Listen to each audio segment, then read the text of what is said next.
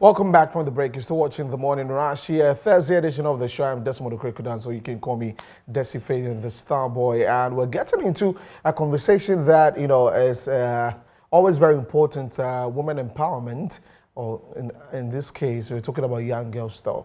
So I've got two ladies with me who will be helping me with this conversation, empowering girls through sports. And Sandra and Sua, your boy is the founder of SHEGOAL Foundation, and Esther Owusu-Apia Faye is the co-founder of the SHEGOAL Foundation. They're doing something amazing, helping young girls in our societies. So let's get into it. Good morning, ladies. Hi, welcome. How are you doing? Morning. You're good. You okay? Yeah. You're buzzing. Everything. Yes. Oh, Esther is buzzing already. Buzzing. Oh, that's nice. So let me start with you, Sandra. This project, why females or why girls, and why not men or boys? Actually, the first reason is that we are both females, and then we grew up playing sports, and then we realized that we didn't get the opportunity and the push to go professional with our field of sports.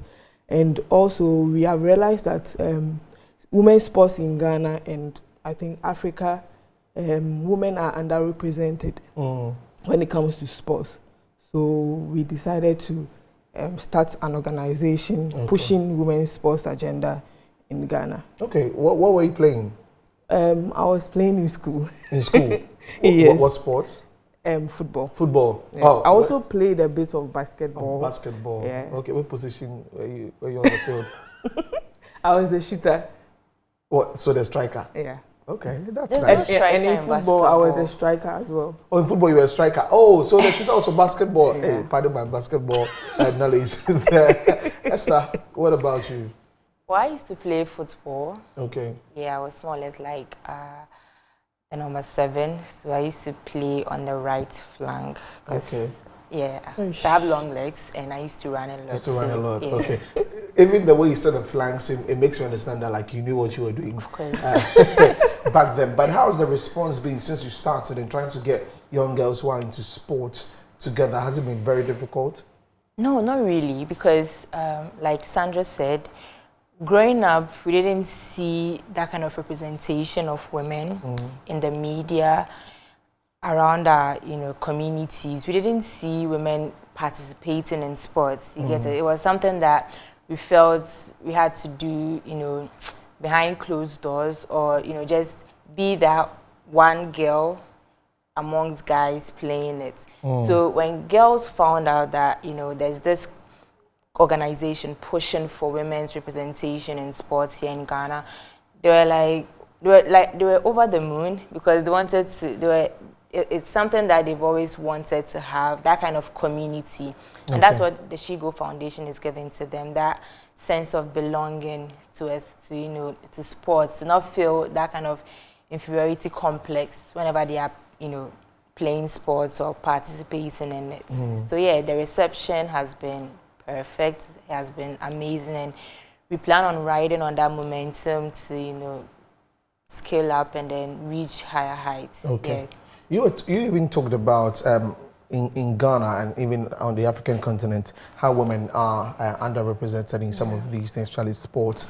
What do you think the problem really is? What has been, even with you, as you started playing sports back in the days, what were some of the challenges that you encountered that you seek to, overcome with your project? Well, I feel like people think sports is made for men. So therefore, women coming in to play sports is kind of something new to them. Okay. So the reception has not been really good, and so it looks like women are forcing their way into playing sports. Okay. So that's how I feel. But sports was not made for men. Sports is made for everybody.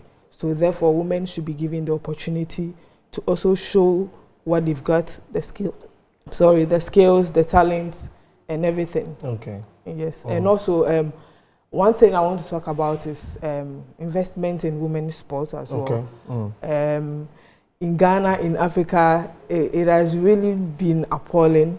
And when you look at countries like America, England, Brazil, they've really you know, I believe that they started from somewhere, but now when you look at their women's sports, you know, it's growing. It's at that level. Okay. So I feel like Africa should also, you know, learn from these things, and then women's sports is on the rise. It's on the rise. Yeah. Okay, so you want to add something?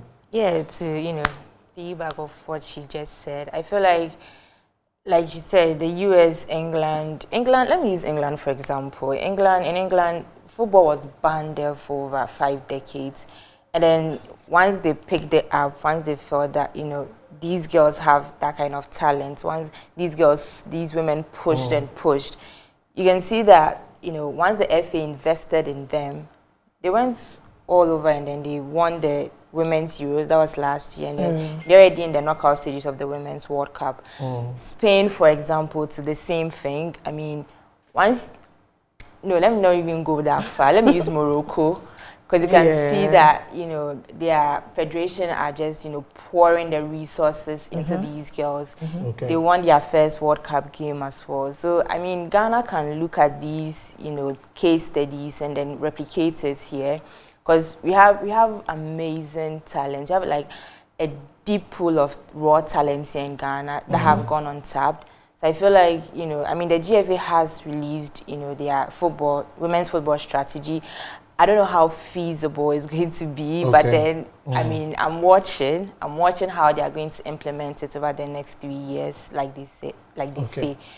So for me, I feel like they have to invest, you know, in women's sports, you know, just go all out for it. The numbers don't lie. I mean, every time women are breaking records, you know, because the big excuse that they give is, who cares about women's sports? And the numbers are saying otherwise. I mean, people are coming in their numbers in thousands. So I think one goal of SHEGOAL is to one day fill the Accra Sports Stadium, you know, to the brim. You know, wow, that's amazing for a women's, you know, football game. And I'm happy that we are talking about this in the season of the FIFA Women's World Cup. You know, that's ongoing, and we've been following. I've been following some of the games, and it's amazing. Very dramatic. Of course. Games. Yesterday, South Africa, that was winning huge. Against Italy, and then, you know, Brazil getting out, Jamaica game and all that. So really interesting time. So let's get into the details of the actual projects. When is it happening and all that? Give us the details. Okay, so the SHEGOAL Sports Fest is happening on the 4th of August. Which is tomorrow. That's tomorrow. Okay, tomorrow is a holiday. Yes, the holiday. Yeah. We actually chose the holiday so that, you know, we can get the numbers. A lot of people come through. Okay. And the location is at the Makers House Destiny Arena along the Atomic Hatcho Road. Okay. Yeah, I've seen that stretch. So when you have a boat or Uber, you can just type Destiny Arena. It will give you. It will take you there. Yes, exactly. And it's free. Yeah, it's completely free. I mean, that's what we are here to do. But then we also bring in educational content. You know, we don't want it to be just, you know, a festival where, you know, you just come in and play and then go. Of course, we're going to add educational aspects because yes, I'm all for education and sports. We are going to bring in associations. We have the tennis association coming, the cricket association, rugby, swimming, to come and then just, you know, prefer, you know, some knowledge to these girls on how to, you know, promote themselves in the sports, learn about the sports, and then, you know, just, you know, get that kind of in-depth knowledge around it. So you are coming in to have fun in basketball, football, and then esports.